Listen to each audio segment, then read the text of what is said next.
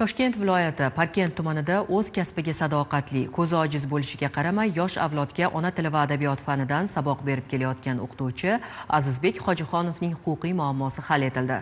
Pedagogga to'lanishi lozim bo'lgan qo'shimcha ustamalar masalasida yuzaga kelgan muammo yuzasidan bildirilgan murojaat Adliya bo'limi tomonidan ko'rib chiqilib, masala qonuniy yechim topdi. Hozir shu haqda. Azizbek Hojixonov hozirda 31 yoshda bo'lib, Parkent tumanidagi 31-umumta'lim maktabida ona tili va adabiyot fanidan o'quvchilarga bilim beradi. 2021-yildan ish faoliyatimni olib borib kelmoqdaman.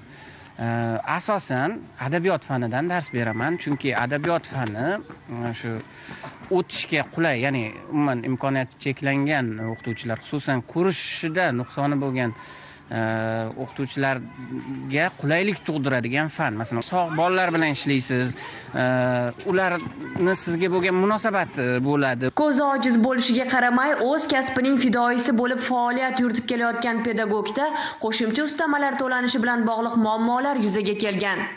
2012-2013 o'quv yilida shu Respublika fan olimpiadasida g'olib bo'lgan edim. O'zimizni shu imkoniyati cheklangan o'quvchilar o'rtasida bo'lib o'tgan ona tili adabiyot fani yuzasidan Prezidentning qarori